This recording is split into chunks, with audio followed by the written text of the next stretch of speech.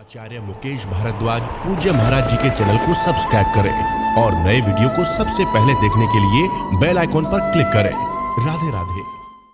कई लोगों का एक बड़ा प्रश्न रहता है बिहारी जी के लिए, तो उस पर एक विशेष बात मैं लेकर के आया हूँ। वो प्रश्न भी मैं बताऊंगा। श्री बिहारी जी, तुम जानो, एक बार एक ब्रजमंडल में एक गांव था और उस गांव में कोई विद्वान कथा कर रहे थे। बड़ी सुंदर कथा चल रही। 4 दिन कथा हो चुकी थी। 5वें दिन एक गांव का जो विशुद्ध गंवार व्यक्ति, जिसको छल कपट बिल्कुल भी किसी प्रकार से छू करके नहीं गया, और ऐसा व्यक्तित्व जिसके अंदर पाप नाम की कोई चीज़ नहीं थी, वो कथा सुनने के लिए आया और बैठ गया श्रोताओं में। तो दत्त चित्त होकर के एक मन लगा करके उसने सज्जनों कथा को सुना। और उस दिन सज्जनों भगवान कृष्ण की सुंदर सुंदर बाल लीलाओं का वर्णन था, लाल जी की सुंदर सुंदर लीलाओं का वर्णन था। इतनी बढ़िया लीलाओं का वर्णन हुआ कि उसके मन में अपार आनंद भर गया, अपार आनंद भर गया। लेकिन वो बड़ा थोड़ा सा दुखी भी हुआ कि ये इतना सुंदर बालक है, कृष्ण जिसको कन्हैया कहते हैं, गोपाल कहते हैं, इतना सुंदर बालक है और ये पागल लोग उससे गैया चरवाते हैं, उससे गाय चरवाते हैं। इतना सुकोमल बालक। वो इतना दुखी हुआ कि कथा पूरी होते से ही वो वहीं से प्रसाद लेकर के वृंदावन के लिए निकल गया कि मैं तो वृंदावन जाऊंगा। घर पे पता ही नहीं, वृंदावन जाऊंगा। और घर पे भी उसकी इतनी कोई कीमत थी नहीं, उसकी कोई ऐसी उपयोगिता थी नहीं, लोगों ने ध्यान भी नहीं दिया। अच्छा, एक बात और, सच्चे व्यक्ति को आजकल भी लोग पागल ही कहते हैं। जो सच्चा व्यक्ति होता है, जो बहुत भक्त हृदय होता है, उसको लोग पागल ही कहते हैं। स्वामी रामतीर्थ जी महाराज कहते हैं कि इन बिगड़े दिमागों में भरे अमृत के लच्छे हैं, इन बिगड़े दिमागों में भरे अमृत के लच्छे हैं, अरे इन्हें पागल ही रहने दो कि ये पागल ही अच्छे हैं। हाँ, ये पागलपंथी की अपनी ये, लेकिन ठाकुर जी के लिए पागल। हाँ, ठाकुर जी के लिए कोई पागल है धन दौलत का, कोई पागल बेटे नारी का, पर सच्चा पागल वो ही है जो पागल बांके बिहारी का। ये पागलपंथी मेरे भाई बड़ी श्रेष्ठ है, बड़ी श्रेष्ठ है। तो वो चले आए सीधे वृंदावन में और जगह जगह ढूंढते भटकते हुए पूछने लगे कि भाई यहाँ पर वो नंद का लाला जो कृष्ण है, जो कन्हैया, जो गैया चराता है, वो कहाँ पे चराता है। तो किसी एक आडंबरी व्यक्ति के हाथों वो पड़ गया, क्योंकि महात्मा कहलाता था वो। तो उसने सोचा कि यार ये मुर्गा खूब मिल गया खामखा का, ये पागल व्यक्ति खूब मिल गया, अब मेरी गैया चराता रहेगा ये। तो महंत ने कहा कि सुनो भाई, ये जो हमारी जो गौशाला है, यही कृष्ण और बलराम की गौशाला है, यहीं चराते हैं वो गैया। उस व्यक्ति ने कहा, देखो गुरुजी, खबरदार, आज के बाद यदि उनको भेजा तो उनके लिए मैं सब कुछ घर द्वार छोड़ करके आ गया हूँ। अब तुम्हें मेरी सौगंध है गुरुदेव, अब आज के बाद गैया तो मैं चराने के लिए जाऊँगा, लेकिन उनको किसी प्रकार का कष्ट ना देना, कष्ट मत दियो बिल्कुल। गुरुजी बड़े मन में प्रफुल्लित हुए, बड़े गदगद हो गए कि चलो ठीक है, फ्री फोकट का आदमी मिल गया, खाएगा पिएगा और काम करेगा अपना। श्री बिहारी जी नित्य प्रति वो उसी भाव से जाता, गैया चरा करके शाम को लाता, उसके लिए भोजन प्रसाद पहुंच जाता वहीं पर। लेकिन एक रोज की घटना मेरे भाई कि एकादशी पड़ी, उसके लिए कोई प्रसाद लेकर के नहीं गया। तो सज्जनों, कमाल की बात, स्वयं श्री ठाकुर जी हमारे ठाकुर जी बालकृष्ण प्रभु उसी वेश में, जिस वेश की उसने कल्पना करी थी, उसी वेश में हाथों में वो प्रसाद लेकर के, उसके लिए जो भोजन पाता था, वो भोजन लेकर के प्रभु वहाँ पर पहुँचे। लेकिन उस भरी धूप में उसको भोजन, क्योंकि भूख बहुत लग रही थी, उसको भोजन की खुशी नहीं हुई। वो देख करके माथा पीटने लगा कि कहा गुरुजी मर गए, चेला पड़ गई चैन। क्या क्या हो क्या गया? गुरुजी मर गए क्या? कि चेला किसी चैन में है क्या? क्या हो गया? तुमको यहाँ पर क्यों भेज दिया ये रोटी लेकर के जंगल में? लाओ मुझे तो रोटी, सीधे जाओ। श्री ठाकुर जी ने कहा, ओ भैया मेरो पीताम्बर तो दे दे, मेरो पीताम्बर। बोले खबरदार, खबरदार, जो पीताम्बर मैं शाम को खुद पा करके मैं ले आऊंगा, शाम को ले लेना, जाओ यहाँ से। ठाकुर जी भगा दिए। अब तो सज्जनों आग बबूला हो गया और शाम के समय प्रसाद दिन में पाया। शाम के समय जब गौचारण करके लौटा, खिरक में गायों को ढील करके आते गुरुजी पर बरस पड़ा। गुरुजी शर्म नहीं आती तुम्हें? धोखा करते हो तुम, धोखेबाज हो आप। तो गुरुजी ने कहा कि भैया कहा बात है, बड़ा गर्म है रवाज, चूल्हे में ते आए हो क्या बात है? तो उसने कहा, नेत्रों में आंसू भरा है उसके, बोले गुरुदेव जिसके लिए मैं घर द्वार सब छोड़ करके आया हूँ वो उसी को आपने आज जंगल में फिर से रोटियां लेकर के भेज दिया। बोले हमने तो किसी को नहीं भेजा। कौन गया था रोटी लेकर के? कि वही कृष्ण कन्हैया जिसके लिए मैं सब छोड़ करके आया हूँ। शर्म नहीं है आपको भेजते हुए? तो गुरुजी ने कहा कि भांग पी रखी है क्या तूने? पागल हो गया है क्या? अरे हमने किसी को नहीं भेजा। क्या प्रमाण है तेरे पास में? तो उसने अपने बगल से निकाला वो अंगूछा, वो पीताम्बर ही था ठाकुर जी का, निज विग्रह का, अंदर का पीताम्बर। जैसे वो देखा तो गुरुजी हाथ जोड़ करके खड़े रह गए कि भाई ये कोई साधारण व्यक्ति नहीं है, निश्चित है कि ये कोई बहुत पहुंचा हुआ साधक है, ये कोई साधारण व्यक्ति नहीं है। हाथ जोड़ लिए उन महंत जी ने, हाथ जोड़ लिए। बोले भैया मोते बहुत बड़ी गलती है गई, तू तो बिहारी जी को बड़ो गहरो सेवक है, तेरो तो ना तो बिहारी जीते हैं ठाकुर जीते हैं। उन्होंने, उन महंत जी ने सज्जनों उस सीधे व्यक्ति को, एक सच्चे साधक को गोसाई जी से मिलवा दिया और कहा कि ये बड़ा भक्त हृदय है, इसकी अब देख रेख आप करो, मुझसे कहीं कोई अपराध न बन जाए। तो गोसाई जी ने कहा कि भैया क्या काम करेगा तू? बोले जो आप दे दोगे। कि तू ऐसा कर, आज के बाद में तो बिहारी जी के मंदिर की चौकीदारी की होकर, ठीक है? ठीक है महाराज, बिहारी जी के मंदिर की चौकीदारी करनी है। काम का है बाको? बोले ना तो मंदिर बंद है के बाद ना तो कोई बाहर जावे और ना अंदर आवे, ये तेरो काम। ठीक है महाराज, ठीक है गोसाई जी। गोसाई जी तो चले गए, कुछ दिन निकले। एक रात की घटना सज्जनों, क्योंकि वो पात्रता धीरे धीरे बनती है ना। हमारे श्री वृंदावन बिहारी लाल अर्धरात्रि को इधर विश्राम हो गया, भोग लगा करके रात्रि की शयन आरती हुई, अर्धरात्रि को पूरा वृंदावन सो रहा है।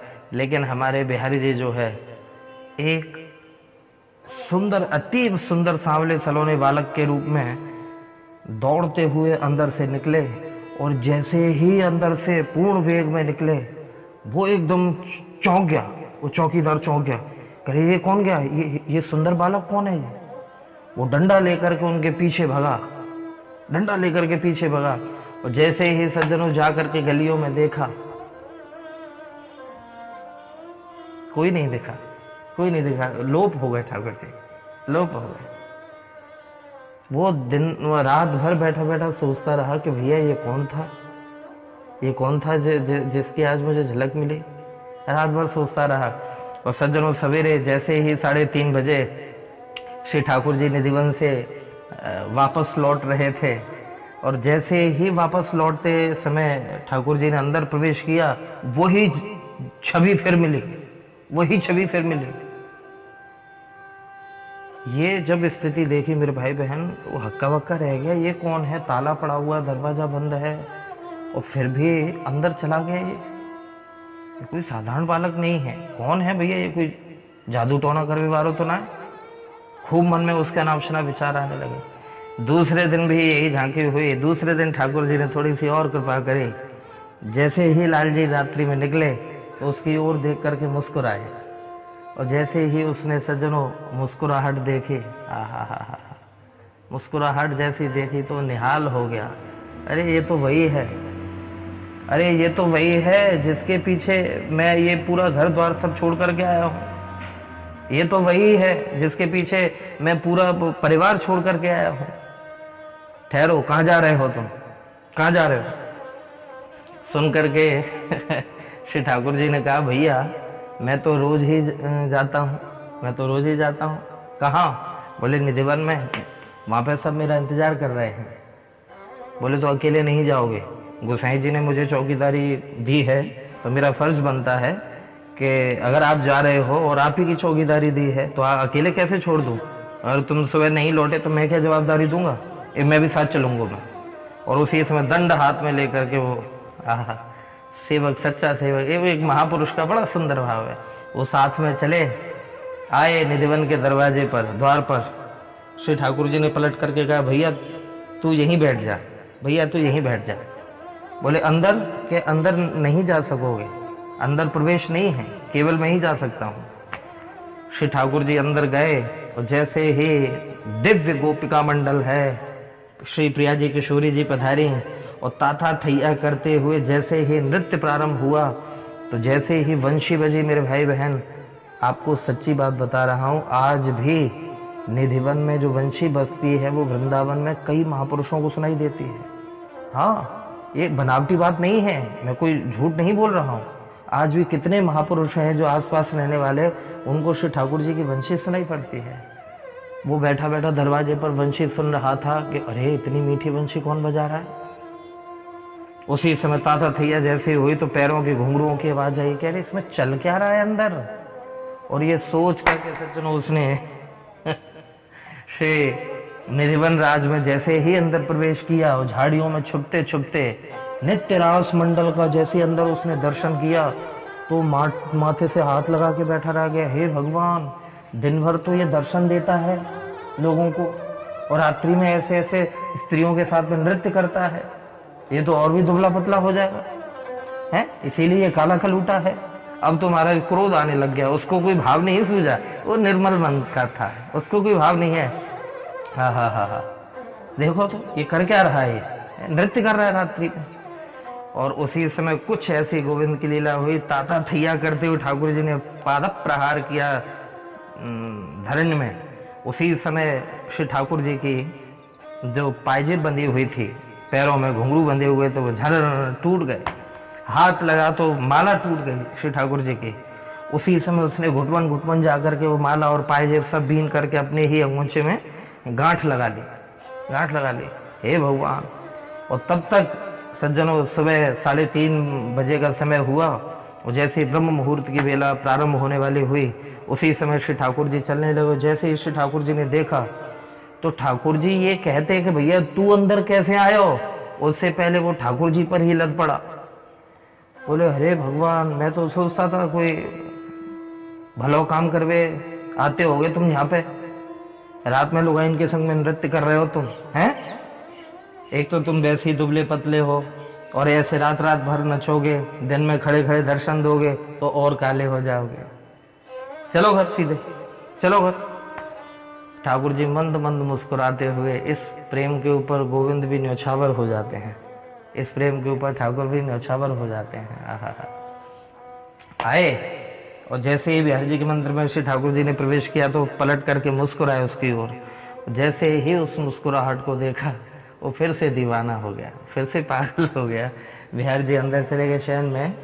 15 मिनट ही गुजरे थे कि ठीक 4:15 बजे 4 बजे उसी समय गोसाई जी ने आकर के दरवाजा खटखटाया और जैसे ही द्वार खोला तो उसकी रात भर तो वो भी जगह था, उसकी एकदम अचानक नींद खुली।